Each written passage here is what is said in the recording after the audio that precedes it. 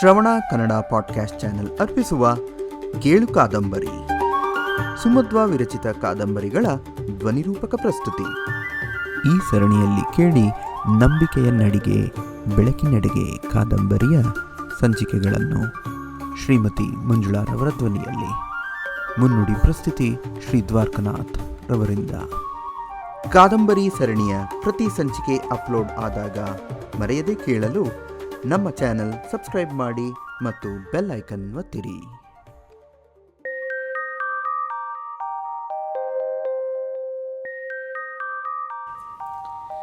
ನಂಬಿಕೆಯ ನಡಿಗೆ ಬೆಳಕಿನೆಡೆಗೆ ಭಾಗ 7 ಕೇಳುವ ಮುನ್ನ ಇಲ್ಲಿಯವರೆಗೆ. ಅಭಿರಾಮ್ನೆಡೆಗೆ ಶುಭಳ ಮನಸ್ಸು ಸೆಳೆಯಲ್ಪಟ್ಟರೂ ತಾನು ಅದಕ್ಕೆ ಅರ್ಹಳಲ್ಲವೆಂದು ತನ್ನ ಮನಸ್ಸನ್ನು ನಿಗ್ರಹಿಸಿ ಬೇರೆಡೆ ತಿರುಗಿಸುತ್ತಾಳೆ. ಮೊದಲ ಕೃಷಿ ಪ್ರಯೋಗದಲ್ಲಿ ಸೋತಿದ್ದರಿಂದ ಕೃಷಿ ಮಾಡುವ ನಿರ್ಧಾರದಿಂದ ಹಿಂದೆ ಸರಿಯುವ ಯೋಚನೆ ಮಾಡುತ್ತಾಳೆ ಶುಭ. ವೆಂಕಟೇಶ್ ಮಗಳಿಗೆ ಉತ್ತೇಜನ ನೀಡಿ ಮತ್ತೆ ಪ್ರಯತ್ನ ಮಾಡುವಂತೆ ತಿಳಿಸುತ್ತಾರೆ.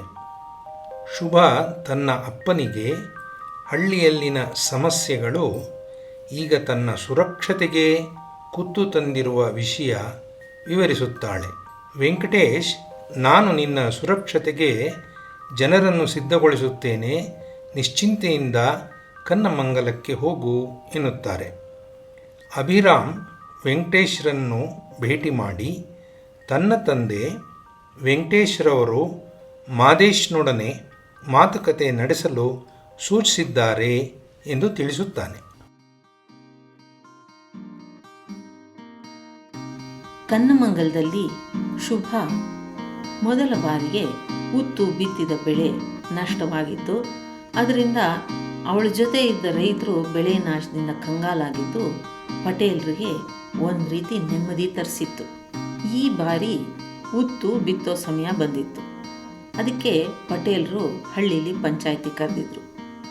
ಎಲ್ರಿಗೂ ಶುಭಳ ವಿಫಲತೆಯನ್ನು ಎತ್ತಿ ತೋರಿಸಿ ಇನ್ನು ಮುಂದೆ ಯಾರು ಅವಳಿಗೆ ಬೆಂಬಲ ನೀಡದಂತೆ ಮಾಡೋದೇ ಪಟೇಲರ ಮಂಜೇಶನ ಗುರಿ ಆಗಿತ್ತು.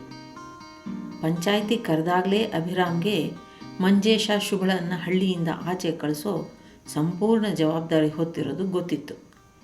ಮಂಜೇಶನ್ನು ಹೇಗಾದರೂ ನಿವಾರಿಸಿ ಸಮಾಧಾನ ಮಾಡಬಹುದು, ಆದರೆ ಪಟೇಲರನ್ನು ಅವ್ರ ವಯಸ್ಸಿನವರೇ ಯಾರ ಕೈಯಲ್ಲಾದರೂ ಹೇಳಿಸಿ ಸಮಾಧಾನ ಮಾಡಬೇಕು. ಅದು ಹೇಗೆ ಸಾಧ್ಯ ಅಂತ ಯೋಚಿಸ್ತೊಡಗ್ದ. ಶುಭ ಮತ್ತು ಅವಳ ಜೊತೆ ಕೈ ಜೋಡಿಸಿದ ರೈತರಿಗೆಲ್ಲ ಪಂಚಾಯತಿಗೆ ಬರೋಕ್ಕೆ ಹೇಳಿ ಕಳಿಸಿದ್ರು. ಎಲ್ಲರೂ ಬಂದ ಮೇಲೆ ಪಟೇಲರು ಮಾತು ಪ್ರಾರಂಭ ಮಾಡಿದ್ರು. ಕೃಷಿಲಿ ಅನುಭವವೇ ಇಲ್ಲದವ್ರ ಮಾತು ಕೇಳಿಕೊಂಡು ಏನೋ ಮಾಡೋಕ್ಕೆ ಹೋಗಿ ಏನೋ ಮಾಡಿಕೊಂಡ್ರಿ ನೀವೆಲ್ಲ. ಊರಲ್ಲಿ ಹಿರಿಯರು ಇದ್ದಾರೆ ಅನ್ನೋದು ಎಲ್ಲರೂ ಮರೆತ್ರಿ. ಈಗ ಬೆಳೆ ನಷ್ಟ ಆಗಿ ಒಂದು ಹೊತ್ತಿನ ಗಂಜಿಗೂ ತತ್ವಾರ ಮಾಡಿಕೊಂಡ್ರಿ. ಅದಕ್ಕೆ ನಾನು ಪಂಚಾಯತಿಗೆ ಕರೆದಿದ್ದು. ಈ ಅವತಾರಗಳನ್ನೆಲ್ಲ ನಿಲ್ಲಿಸ್ರಿ. ಮೊದಲು ಮಾಡ್ತಿದ್ದ ರೀತಿಲೇ ಕೃಷಿ ಮಾಡಿ. ನಾಳೆ ಏನೋ ಉದ್ಧಾರ ಆಗ್ಬಿಡ್ತೀವಿ ಅಂತ ಇವತ್ತು ಈಗಿರೋ ನೆಮ್ಮದಿನ ಬಲಿ ಕೊಟ್ಟಿದ್ದೀರಾ. ಇದಕ್ಕೆಲ್ಲ ಕಾರಣ ಈ ಹುಡುಗಿ. ನೋಡಮ್ಮ, ನಿನ್ನಿಂದ ನಷ್ಟಕ್ಕೊಳಗಾದವ್ರಿಗೆ ನೀನು ಒಂದು ಪೈಸಾ ಕೊಡೋ ಶಕ್ತಿನೂ ನಿಂಗಿಲ್ಲ. ಅದಕ್ಕೆ ನೀನೇನು ಮಾಡ್ತೀಯೋ ನೋಡು. ಸರ್ಕಾರದಿಂದ ಏನು ಸಹಾಯ ಮಾಡಿಸ್ತೀಯೋ ಮಾಡಿಸು. ಇನ್ನು ಮುಂದೆ ನಿನ್ನ ಪ್ರಯೋಗಗಳನ್ನ ನೀನೊಬ್ಬಳೇ ಮಾಡ್ಕೊ. ಊರವ್ರನ್ನೆಲ್ಲ ಹಾಳು ಮಾಡಬೇಡ. ಊರಿನ ಕಟ್ಪಾಡಿನಲ್ಲಿ ಇರೋದಾದರೆ ಇಲ್ಲಿರು. ಇಲ್ಲ ನಾನು ಹೀಗೆ ಅಂದರೆ ಅದು ನಡೆಯಲ್ಲ. ನೀನು ಎಲ್ಲಿಂದ ಬಂದ್ಯೋ ಅಲ್ಲಿಗೆ ಹೊಂಟೋಗು. ಈ ಮಾತನ್ನು ಹತ್ತಳ್ಳಿ ಪಟೇಲ ನಾನು ಹೇಳ್ತಾ ಇವನಿ. ಪಟೇಲರ ಮಾತಿಗೆ ಜನರೆಲ್ಲ ಮೌನವಾಗಿದ್ದರು. ಯಾರೂ ಪಟೇಲರ ಮಾತನ್ನು ಅನುಮೋದಿಸಲಿಲ್ಲ. ತಕ್ಷಣ ಶುಭ ಎದ್ದು ಎಲ್ರಿಗೂ ಕೈ ಮುಗಿದು ಹೇಳಿದ್ಲು, ಪಟೇಲರು ಹೇಳಿದ್ದು ಸರಿಯಾಗೇ ಇದೆ. ಪ್ರಯೋಗಗಳು ಯಾವಾಗಲೂ ಯಶಸ್ವಿ ಆಗತ್ತೆ ಅಂತೇನಿಲ್ಲ. ಹಾಗಂತ ಪ್ರಯೋಗ ಮಾಡ್ದೇ ಇರೋಕ್ಕೂ ಆಗಲ್ಲ. ಇಷ್ಟಕ್ಕೆ ನನ್ನನ್ನು ಹಳ್ಳಿ ಬಿಟ್ಟು ಹೋಗು ಅನ್ನೋದು ಅನ್ಯಾಯ.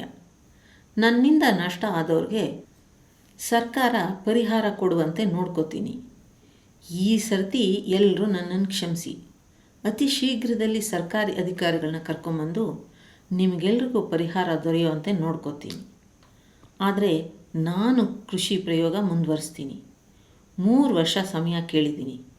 ಅದಕ್ಕೆ ಪಂಚಾಯಿತಿ ಒಪ್ಕೋಬೇಕು ಅಂತ ಮತ್ತೆ ಕೈ ಮುಗಿದ್ಲು ಶುಭ. ಕೆಲವರು ಜೋರಾಗೆ ಆಗ್ಬೋದು ಅಂತ ಕೂಗಿದ್ರು. ಪಟೇಲರು ಮುಂದೇನು ಮಾಡೋದು ಅಂತ ಗೊತ್ತಾಗದೆ ಸುಮ್ಮನೆ ಮೌನವಾದರು. ಅವಳು ತನ್ನ ಸಮಸ್ಯೆನ ತಾನೇ ಪರಿಹಾರ ಮಾಡಿಕೊಂಡಿದ್ದು ರಾಮಚಂದ್ರಪ್ಪ ಶಂಕರನಾರಾಯಣ ಮನಕ್ಕೆ ನೆಮ್ಮದಿ ತಂದಿತ್ತು. ಅಭಿರಾಮ್ಗೆ ಅವಳ ಧೈರ್ಯ ಕಂಡು ಮೆಚ್ಚುಗೆ ಕೂಡ ಆಗಿತ್ತು. ಇದೆಲ್ಲ ಆದಮೇಲೆ ಶುಭ ತನ್ನ ವಿಶ್ವವಿದ್ಯಾಲಯದವರ ನಿರ್ದೇಶನದಂತೆ ಬರ, ಬೆಳೆ ನಾಶ ಈ ಎಲ್ಲದಕ್ಕೂ ಪರಿಹಾರ ಶೀಘ್ರದಲ್ಲಿ ಕೊಡಿಸ್ತೀವಿ ಅಂತ ರೈತರನ್ನು ಸಮಾಧಾನ ಪಡಿಸಿ ರೈತರಲ್ಲಿ ಧೈರ್ಯ ತುಂಬಿ ಅಂತ ಜಿಲ್ಲಾಧಿಕಾರಿ ರೇವಣ್ಣ ಅವರನ್ನು ಕೇಳಿಕೊಂಡ್ಳು. ಒಮ್ಮೆ ನಮ್ಮ ಹಳ್ಳಿಗೆ ಬನ್ನಿ ಅಂತ ಶುಭ ಹೋಗಿ ಅವರನ್ನು ಕೇಳ್ಕೊಂಡಿದ್ಲು. ಅವಳ ಬೇಡಿಕೆಗೆ ಒಪ್ಪಿ ಸರಳ ವ್ಯಕ್ತಿಯಾದ ರೇವಣ್ಣನವರು ನೀವು ತಿಳಿಸಿದ ದಿನ ಅಲ್ಲಿಗೆ ಬರ್ತೀನಿ ಅಂತ ಆಶ್ವಾಸನೆ ಕೂಡ ಕೊಟ್ಟರು.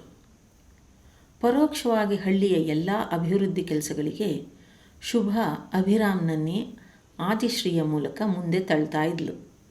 ಅಭಿರಾಮ್ ಮುಂದೆ ಬಂದು ಏನಾದರೂ ಹೇಳಿದ್ರೆ ನಿರ್ಲಕ್ಷಿಸಿದಂತೆ ನಟಿಸಿ ಆಮೇಲೆ ಅವನು ಹೇಳಿದ್ದನ್ನು ವಿವೇಚನೆಯಿಂದ ನೋಡಿ ಅದು ಸಮಸ್ಯೆ ಆಗಿದ್ದರೆ ಪರಿಹಾರ ಹುಡುಕ್ತಾ ಇದ್ಲು ಶುಭ. ಬುದ್ಧಿವಾದವಾಗಿದ್ದರೆ ಅದನ್ನು ಶಿರಸಾವಹಿಸಿ ಪಾಲಿಸ್ತಾ ಇದ್ಲು. ಶುಭ ಆದಿಶ್ರೀ ಮೂಲಕ ಎಲ್ಲ ವಿಷಯವನ್ನು ಅಭಿರಾಮ್ಗೆ ತಿಳಿಸಿ ಮಂಜೇಶ ಪಟೇಲರ ಮೂಲಕವೇ ರೇವಣ್ಣ ಅವರನ್ನು ಕರ್ಕೊಂಬರೋ ಥರ ಮಾಡಿದ್ಲು. ಪಟೇಲರು ಎಲ್ಲರೆದುರಲ್ಲಿ ತಮ್ಮ ಗೌರವ ಹೆಚ್ಚಿಕೊಳ್ಳೋಕ್ಕೆ ರೇವಣ್ಣ ಅವ್ರನ್ನ ಕರ್ಕೊಂಬಂದರು. ರೇವಣ್ಣನವರು ಸುತ್ತು ಹಳ್ಳಿಗಳ ಸಮಸ್ಯೆ ಪರಿಸ್ಥಿತಿ ಅರಿತು ಎಲ್ರಿಗೂ ಕೆಲವು ಮಾತುಗಳನ್ನು ಬಂದವರು ಹೇಳಿದರು. ಎಲ್ಲ ರೈತರನ್ನು ಉದ್ದೇಶಿಸಿ ರೇವಣ್ಣ ಅವರು ಪ್ರತಿ ಜೀವಿ ಬದುಕಿನಲ್ಲಿ ಕಷ್ಟ ಇದ್ದದ್ದೇ, ಎದೆ ಗಟ್ಟಿ ಮಾಡ್ಕೋಬೇಕು. ಕಷ್ಟ ಸುಖ ಅವರವ್ರ ಅದೃಷ್ಟದಂತೆ ಬರುತ್ತೆ. ಹುಟ್ಟಿದ ಜೀವ ಒಂದಿನ ಸಾಯೋದು ಎಲ್ರಿಗೂ ಗೊತ್ತಿರೋ ಸತ್ಯ. ಆದರೆ ಕಷ್ಟಕ್ಕೆ ಹೆದರದಿ ಸಾಯೋದ್ರಲ್ಲಿ ಏನು ಸಾಧಿಸಿದಂತೆ ಆಗತ್ತೆ? ಬದುಕಲ್ಲಿ ಹುಮ್ಮಸ್ಸಿದ್ರೆ ಕಷ್ಟಗಳ ಬೆಟ್ಟ ಬಂದು ತಲೆ ಮೇಲೆ ಬಿದ್ದರೂ ಕುಟ್ಟಿ ಪುಡಿ ಮಾಡಬಹುದು. ಸತ್ತರೆ ಬರೀ ನಮ್ಮ ಬಾಯಲ್ಲಿ ಮಣ್ಣು. ಕಷ್ಟಕ್ಕೆ ಹೆದರಿ ಹಾಳಾಗಬಾರ್ದು. ಹುಟ್ಟಿಸಿದ ದೇವರು ಹುಲ್ಲು ಮೇಯಿಸ್ತಾನೆ. ಅವರವರ ಪಾಲಿನ ಅನ್ನ ಅವರವ್ರು ಉಡಿಯಲೇ ಕಟ್ಟಿರ್ತಾನೆ. ದುಡಿಬೇಕು ಅನ್ನೋರಿಗೆ ಕೆಲಸಕ್ಕೇನು ಕಮ್ಮಿ? ಬಾಳ್ನಲ್ಲಿ ನಂಬಿಕೆ ಇಟ್ಕೋಬೇಕು ಅಷ್ಟೇ. ನಮ್ಮ ಸುತ್ತಲೂ ಇರುವ ಬಡತನ ಅವಕಾಶದ ಕೊರತೆಯಿಂದ ಉಂಟಾಗಿರೋದು. ನಾಳೆಗಳಲ್ಲಿ ಭರವಸೆ ಇರಿಸ್ಕೊಳ್ಳಿ. ಭರವಸೆ ಅನ್ನೋದು ಯಾವುದೇ ಸಂಗತಿಯನ್ನು ಸುಲಭವಾಗಿಸುತ್ತೆ, ಅದನ್ನು ಸಾಧ್ಯವಾಗಿಸುತ್ತೆ ಕೂಡ. ಮನೆ ಗೆದ್ದು ಮಾರು ಗೆಲ್ಲು ಅನ್ನೋ ಗಾದೆ ಮಾತಿದೆ. ಬೆಳೆದ ಮರ ಬೇರೆಯವ್ರಿಗೆ ನೆರಳು ಕೊಡಬೇಕು ಅಂದರೆ ಅದರ ಬೇರು ಆಳಕ್ಕಿಳಿದು ಗಟ್ಟಿಯಾಗಬೇಕು.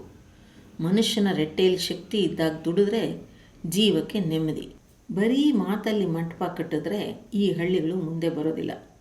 ಮಾತಿನಲ್ಲಿ ಭರವಸೆ ಕೊಡೋಕ್ಕಿಂತ ಕೆಲಸ ಮಾಡಿ ತೋರಿಸೋ ಗಟ್ಟಿ ಮನಸ್ಸಿನ ಜನರು ಮುಂದೆ ನಿಲ್ಲಿ. ಸಾಲ, ಹಣ ಇಲ್ಲ, ಬೆಳೆ ನಾಶ ಈ ಥರ ದುಃಖಗಳಿಗೆ ಮನ ಕೊಟ್ಟು ರೈತರು ನೀವು ಆತ್ಮಹತ್ಯೆ ಮಾಡ್ಕೋಬಾರ್ದು. ಪ್ರಕೃತಿಯೊಂದಿಗೆ ಮಾನವನ ಸಂಬಂಧ ಉಳಿಸಿ ಬೆಳೆಸ್ಕೋಬೇಕು. ಶ್ರಮ ಸಹಿತ ಸರಳ ಬದುಕು ಬದುಕಿದ್ರೆ ಇದು ಸಾಧ್ಯ. ಅದು ಈಗಿನ ಸ್ಥಿತಿಯಲ್ಲಿ ಅನಿವಾರ್ಯ ಕೂಡ. ಸುಸ್ಥಿರ ಅಂದರೆ ಅತ್ಯಂತ ಕಡಿಮೆ ಸಂಪನ್ಮೂಲಗಳನ್ನು ಬಳಸಿ ಅತ್ಯಂತ ಸಂತೋಷದಿಂದ ಬದುಕೋ ಪರಿ. ಅರಿವಿನ ಹಿನ್ನಡೆ, ಶಕ್ತಿ ಸಂಘಟನೆಯ ಸೋಲು ರೈತರ ಬಹುದೊಡ್ಡ ಸಮಸ್ಯೆ. ಅನಿವಾರ್ಯತೆಗಳನ್ನು ಅರಿತು ಎಂಥದ್ದೇ ಸಂದರ್ಭದಲ್ಲೂ ಪರ್ಯಾಯ ಪೂರಕ ಕಸುಬುಗಳನ್ನು ಮಾಡಿ ಬದುಕೋ ಸಾಧ್ಯತೆಗಳನ್ನು ಹೆಚ್ಚಿಸ್ಕೋಬೇಕು. ಕೃಷಿಯಲ್ಲಿ ನಮಗೆ ನಾವೇ ಯಜಮಾನರು. ಇದರಲ್ಲಿ ಯಜಮಾನಿಕೆ, ಕ್ರಿಯಾಶೀಲತೆ ಎರಡೂ ಇದೆ. ದುಡಿಯುವವರು, ದುಡಿಸುವವರು, ಬಿತ್ತುವವರು, ಕುಯ್ಯುವವರು, ಮಾರುವವರು, ಗಳಿಸುವವರು ಎಲ್ಲ ರೈತರೇ. ಇಡೀ ಜಗತ್ತು ಕಾರ್ಯನಿರತವಾಗಿರುತ್ತೆ. ಯಾರು ಕೂಡ ಸುಮ್ಮನೆ ಕೂತದ್ದು ನಮಗೆ ಕಾಣಿಸೋದಿಲ್ಲ. ಮನುಷ್ಯ ನಿರಂತರವಾಗಿ ಮಾಡಬಹುದಾದದ್ದು ಕೆಲಸ ಮಾತ್ರ. ನಮ್ಮ ಅಂತರಂಗವನ್ನು ಶುದ್ಧವಾಗಿಸುವ, ಬಹಿರಂಗವನ್ನು ಕ್ರಿಯಾಶೀಲವಾಗಿಸುವುದು ಕೆಲಸ ಮಾತ್ರ. ಈ ಪಂಚಾಯಿತಿಗೆ ಒಳಪಟ್ಟ ಎಲ್ಲ ಹಳ್ಳಿಗರಿಗೆ ಅತಿ ಕಡಿಮೆ ನೀರಿನಲ್ಲಿ ತೋಟದ ಬೆಳೆ ಬೆಳೆಯುವ ಸಲಹೆ, ಸಲಕರಣೆ ಎಲ್ಲ ಒದಗಿಸಲಾಗತ್ತೆ. ಅದಕ್ಕಾಗಿ ಕೃಷಿ ಇಲಾಖೆಯವರು ವಾರಕ್ಕೆ 2 ದಿನ ಇಲ್ಲಿದ್ದು ಮಾರ್ಗದರ್ಶನ ನೀಡ್ತಾರೆ. ಎಲ್ಲರೂ ಇದರ ಉಪಯೋಗ ಪಡ್ಕೋಬೇಕು ಅಂತ ವಿನಂತಿಸ್ಕೋತೀನಿ. ಈಗಾಗಿರೋ ನಷ್ಟಕ್ಕೆ ಸರ್ಕಾರ ಪರಿಹಾರವನ್ನು ನಿಮ್ಮೆಲ್ಲರಿಗೂ ಅತಿ ಶೀಘ್ರವಾಗಿ ಕೊಡುವಂತೆ ನೋಡ್ಕೋತೀನಿ. ನಮ್ಮ ಸಲಹೆ, ಸಹಕಾರ, ಸಹಾಯ ಯಾವಾಗಲೂ ನಿಮಗಿರುತ್ತೆ ಅಂತ ನಾನು ನಿಮಗೆ ಭರವಸೆ ಕೊಡ್ತಾ ಇದ್ದೀನಿ. ಮತ್ತು ಅದನ್ನು ಧೈರ್ಯವಾಗಿ ತಗೊಳ್ಳಿ. ಕೃಷಿಯಲ್ಲಿ ಪದವಿ ಪಡೆದಿರೋ ಶುಭಾರವರು ಇಲ್ಲೇ ಇರ್ತಾರೆ. ನಿಮಗೆ ಬೇಕಾದ ಮಾಹಿತಿ, ಸಹಕಾರ ಕೃಷಿ ವಿಶ್ವವಿದ್ಯಾಲಯದಿಂದ ಕೊಡಿಸ್ತಾರೆ. ಈ ರೀತಿ ರೇವಣ್ಣ ಅವರು ಮಾತಾಡಿದ್ದಲ್ಲದೆ ಎಲ್ಲ ಹಳ್ಳಿಗರಲ್ಲಿ ಧೈರ್ಯ, ಉತ್ಸಾಹ ತುಂಬಿದ್ದಲ್ಲದೆ ನಾನು ನಷ್ಟ ಪರಿಹಾರ ಕೂಡ ಕೊಡಿಸ್ತೀನಿ ಅಂತ ಹುರಿದುಂಬಿಸಿ ಅಲ್ಲಿಂದ ಹೊರಟಿದ್ರು. ತನ್ನ ಮೊದಲ ಸೋಲಿಗೆ ಅಂತೂ ಶುಭ ಉತ್ತರ ಹುಡುಕಿ ಮೊದಲ ಹೆಜ್ಜೆ ಇಟ್ಟಿದ್ಲು. ಇವಳು ಮಾಡಿದ್ದನ್ನು ಮಂಜೇಶ ಎಲ್ಲರೆದುರಿಗೆ ಅವ್ರು ಮಾಡಿದ ನಷ್ಟಕ್ಕೆ ನಮ್ಮಪ್ಪ ಎಲ್ಲ ಪ್ರಯತ್ನ ಮಾಡಿ ಸರ್ಕಾರದಿಂದ ಪರಿಹಾರ ಕೊಡಿಸ್ತಾವ್ರೆ ಅಂತ ಎಲ್ಲರೆದುರಿಗೂ ಜಂಬ ಕೊಚ್ಕೊಂಡಿದ್ದ. ಅದಕ್ಕೆ ಶುಭ ಮೌನವಾಗಿ ಯಾವುದೇ ಮಾತಾಡದೆ ಹಿಂದಿರುಗಿ ಬಂದಿದ್ಲು. ಪಟೇಲರು ಇದೆಲ್ಲ ತಮ್ಮಿಂದಲೇ ಆಗಿತ್ತು ಅಂತ ಮೀಸೆ ತೀಡ್ಕೊಂಡಿದ್ರು. ಇತ್ತ ನೀರಾವರಿ ಇಲಾಖೆ ಆಫೀಸ್ನಲ್ಲಿ ಮಾದೇಶ್ ಅವರ ಟೇಬಲ್ನ ಫೋನು ರಿಂಗಣಿಸಿತ್ತು. ಎತ್ತದೇ ತಮ್ಮ ಕೆಲಸದಲ್ಲೇ ನಿರತರಾಗಿದ್ದ ಮಾದೇಶು ರಿಂಗು ನಿಲ್ಲದಾಗ ಅಸಹನೆಯಿಂದ ಎತ್ಕೊಂಡು ಹಲೋ ಅಂದಿದ್ರು. ಅತ್ತಲಿಂದ ಹಲೋ ಮಾದೇಶ್ರವರ ಪ್ರಶ್ನೆ ಬಂದಿತ್ತು. ಹೌದು, ತಾವ್ಯಾರೋ? ಅತ್ತಲಿಂದ ತಕ್ಷಣ ನಮಸ್ಕಾರ, ನಿಮ್ಮ ಜೊತೆ ಅತಿ ತುರ್ತಾಗಿ ಮಾತಾಡಬೇಕಾಗಿತ್ತು. ಈಗ ನಿಮಗೆ ಸಿಗಲು ಸಾಧ್ಯವಾ? ಅತ್ತಲಿಂದ ಕೇಳಿತ್ತು.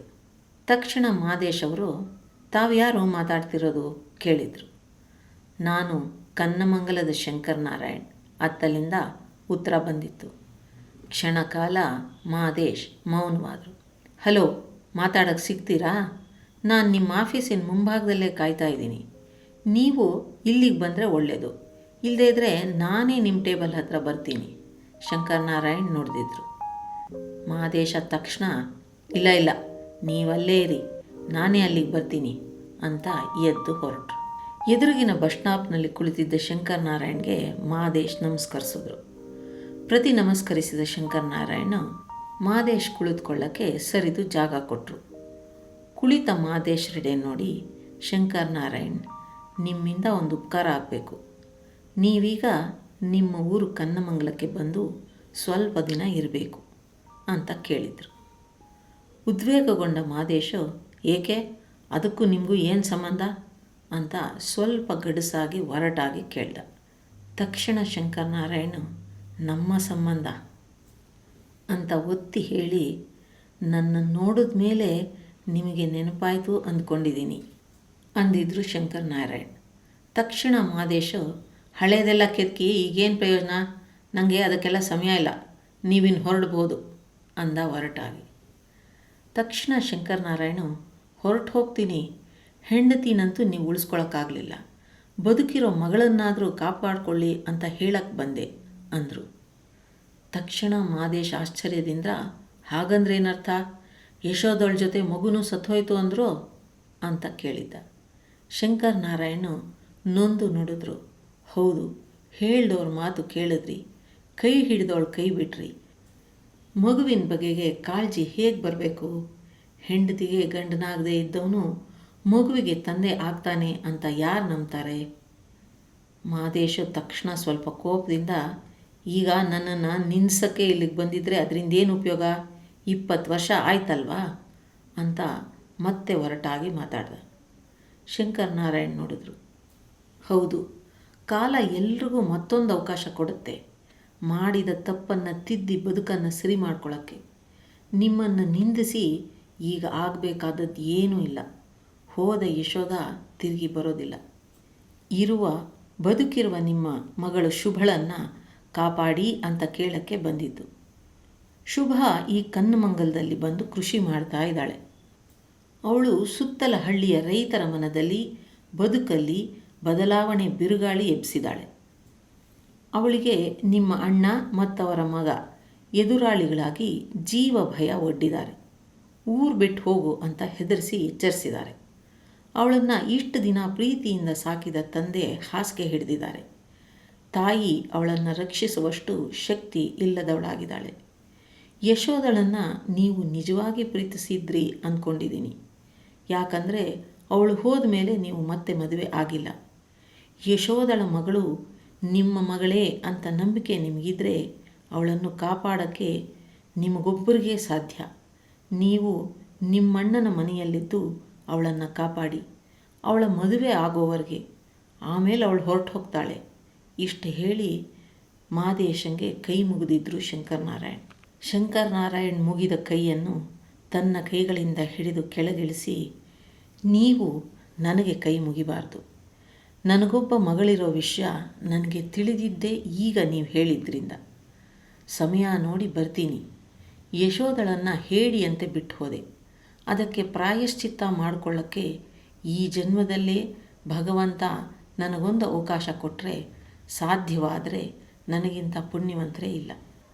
ಶಂಕರನಾರಾಯಣ್ ಮಾದೇಶನಿಗೆ ಹಳ್ಳಿಯ ಎಲ್ಲ ವಿಷಯಗಳನ್ನು ವಿವರಿಸಿದ್ರು. ಮಂಜೇಶ ಶುಭಂಗೆ ಕೆಡುಕು ಮಾಡೋಕ್ಕೆ ತನ್ನ ದೊಡ್ಡ ಗುಂಪಿನ ಜೊತೆಗೆ ಮಸಲತ್ತು ನಡೆಸ್ತಾ ಇದ್ದಾನೆ. ಮಂಜೇಶ ದ್ವೇಷ ಸಾಧಿಸಿ ಊರು ಬಿಟ್ಟು ಹೋಗು ಅಂತ ಹೆದರಿಸ್ತಾ ಇದ್ದಾನೆ. ಶುಭ ಯಾರು ಏನೇ ಮಾಡಿದ್ರೂ ನಾನು ಇದ್ದು ಸಾಧಿಸಿ ತೋರಿಸ್ತೀನಿ ಅಂತ ಕೂತಿದ್ದಾಳೆ. ಅವಳನ್ನು ರಕ್ಷಿಸೋ ಶಕ್ತಿ ಈಗ ನನಗಿಲ್ಲವಾಗಿದೆ. ನೀವು ನಿಮ್ಮ ಅಣ್ಣನ ಮನೆಯಲ್ಲೇ ಇದ್ದು ಅವಳನ್ನು ರಕ್ಷಿಸೋದಕ್ಕೆ ಪ್ರಯತ್ನ ಮಾಡಿ. ನೀವು ನಿಮ್ಮ ಅಣ್ಣನ ಮನೆಗೆ ಹೋಗೋಕ್ಕೆ ಸಮಯ ಬೇಗ ಒದಗುವಂತೆ ನಾನೇ ನೋಡ್ಕೋತೀನಿ.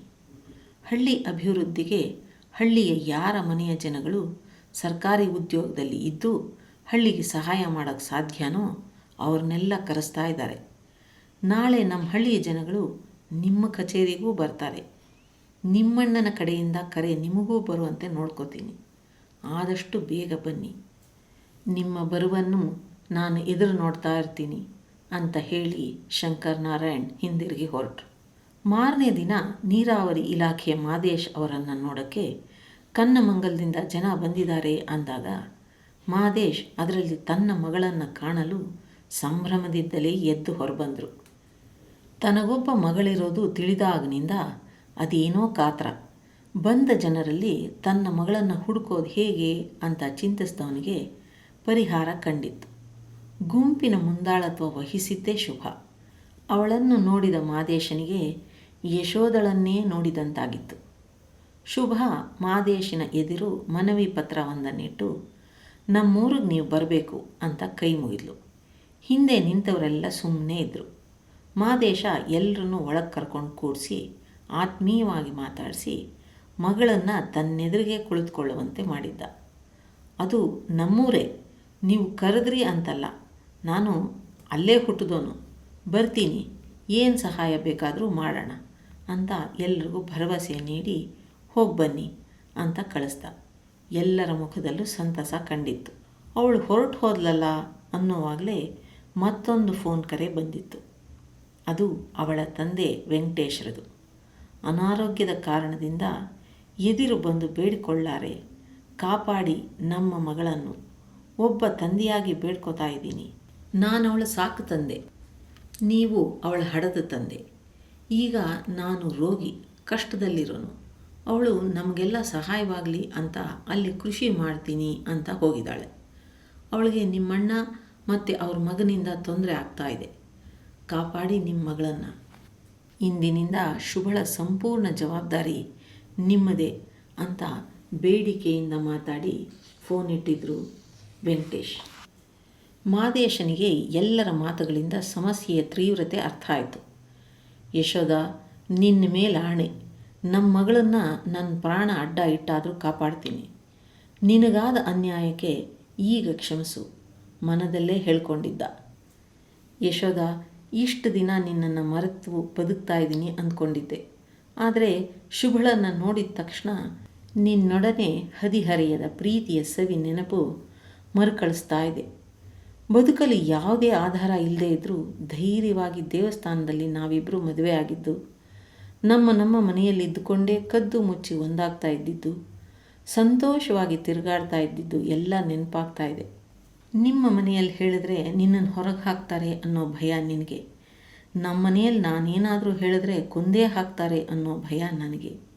ಅಂತೂ ನೀನೇ ಒಂದಿನ ಹೇಳಿದ್ದೆ, ಇನ್ನು ಸಿಟಿಯಲ್ಲೇ ಎಲ್ಲಾದರೂ ಮನೆ ಮಾಡಿ ನಾನು ಬಸರಿ ಇನ್ನು ಮುಚ್ಚಿಡೋಕ್ಕೆ ಸಾಧ್ಯ ಇಲ್ಲ ಅಂತ.